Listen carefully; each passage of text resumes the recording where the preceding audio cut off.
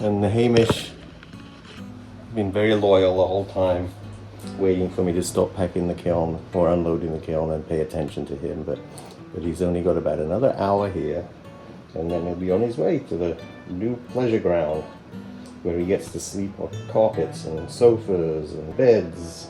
So he'll be very happy.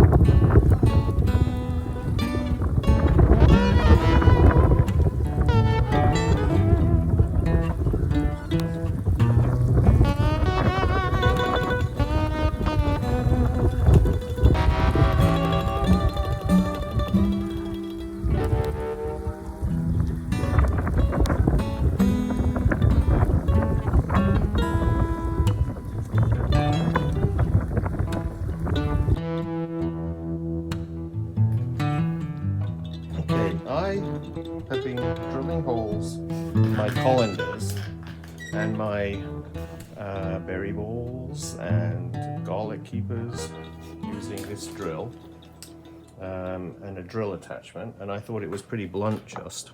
So I just sharpened my drill attachment, and it's hard to sharpen a drill. I'm not even sure I did a good job of it, but anyway, whenever I use a drill like this, I'll show you. You get a burr coming out at the side here and on the inside as well. And I've always felt like, okay, so I just leave it until they dry and then I brush them off and it's fine. I use the drill because it's actually quick. So I was just, thinking, I wonder if it really is quick. So I did that one, and then I bought this tool a while ago because whenever I've bought these in the past, hole cutters, the thing always gets blocked up in here, and this one has a plunger which pushes the piece of clay out. If the clay is soft, it doesn't push it out, so you have to make sure that the piece is leather hard, and that way it doesn't stick in here. This will just push it out. But anyway, I thought this is a great idea, so let's buy one of these, and let's see how fast it does this. In fact, it stayed in there, but that was just as fast as the drill.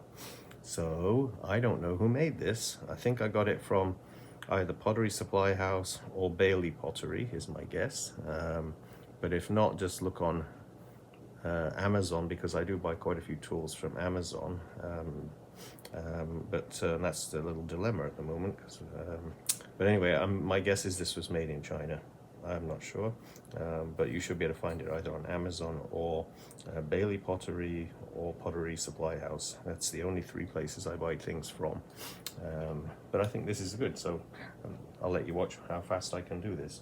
So basically, I don't think there's any time difference. Sometimes it comes out and other times you have to push it back in. But I don't think I'm gaining much time trying to keep it even.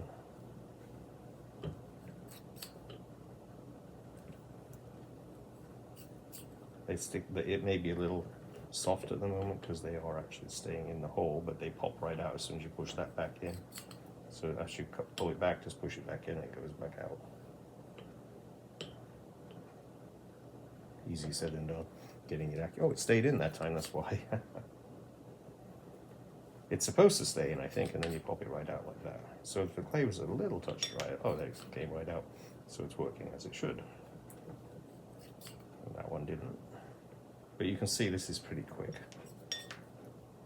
So I'm not going to use my drill anymore when I do these, because that burr was a pain in the neck to have to wait till they got really dry and then brush it out. Of course, then you're causing dust as well. So I don't know if I'm doing a video on making garlic keepers. I know I've done one in the past, but I might actually put this in a garlic keeper video.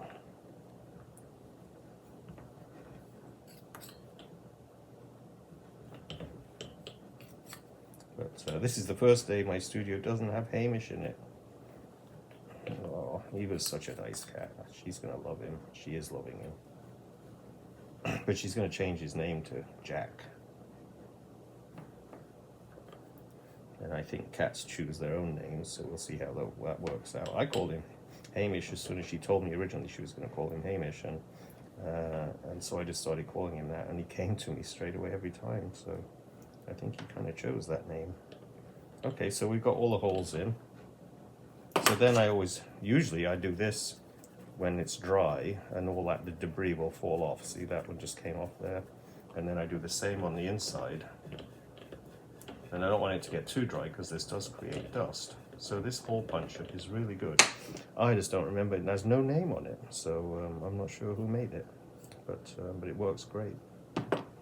Here's one of the traditional hole tools that you buy that I kind of got frustrated using these because this always gets blocked up. But this is a brand new one, which I bought 3 of these different sizes. I got these on Amazon for sure.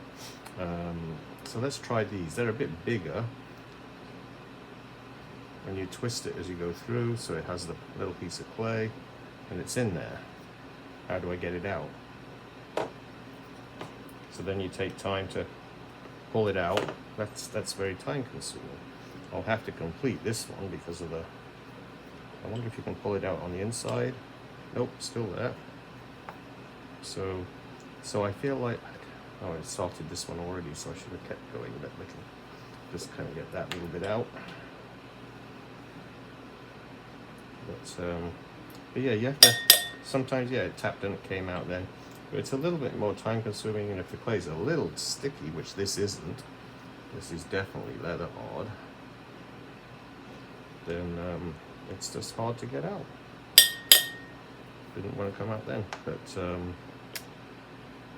so these ones are a little bit more frustrating. It's really snowing hard outside. I'm not sure if you can see it or not. Let's give you a little look. And I'm not sure if you'll see the snow there. The pigeons are all eating. I threw seed on the floor for them. I scraped all the snow off the deck, and so the pigeons can get some food.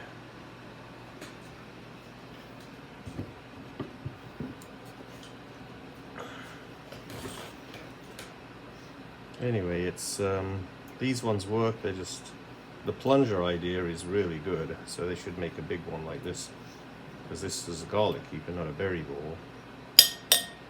No, it didn't come out again. This is the only drawback of these style.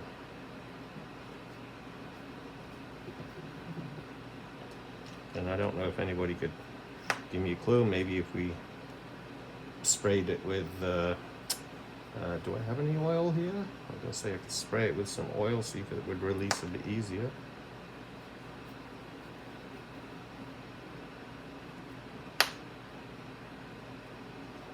And if you let them get too dry, of course, you've got a danger of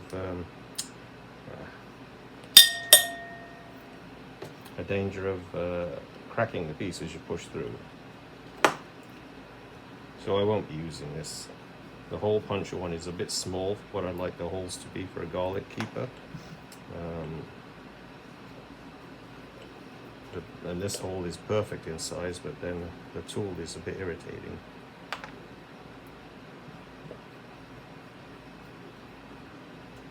I don't know if I could take this apart and put a little plunger in there. I don't know. Yeah, that one just popped right out, so that was good. So maybe I can do that. No, didn't do it this time. And I'm frightened of keep putting holes, because then you'd fill the whole thing up and you'd never get them out. Didn't push all the way through that time. That was a little easier to pull out. So let's try that again here. This won't pull all the way through. Yeah, then it doesn't stick in there as much. So you're just not going to go all the way through. Yeah, and that comes out easier. But you still got to pull it out. But it's actually better. It's not too bad. So that means you just push it down to that point there and twist it, so you're not pushing all the way in. And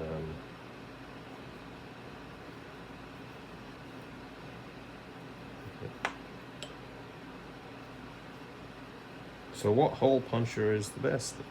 I guess that depends on what you can figure out just as you do it. I'm not pushing all the way through, twist and pull out, and it works better. You can pull the piece out. In other words, it doesn't push the piece all the way into the tube, and then you can get your finger behind it.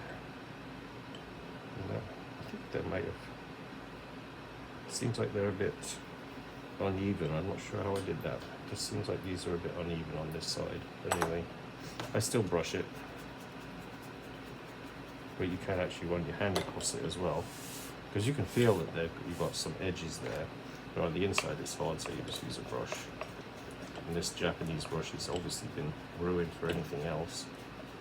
I could just use a regular house painting brush for this, I think, because that's not a bad brush.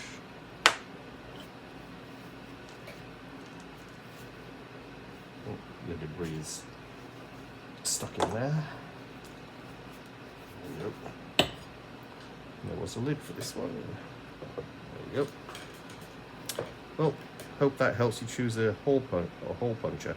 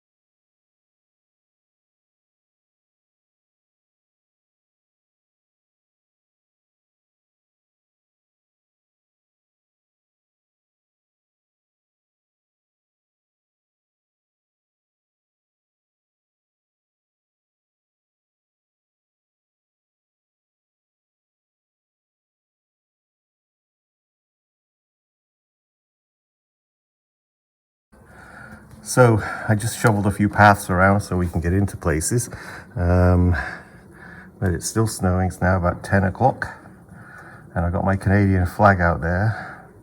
Everybody's become very patriotic in the last week, of course. Canada is a country, independent and sovereign.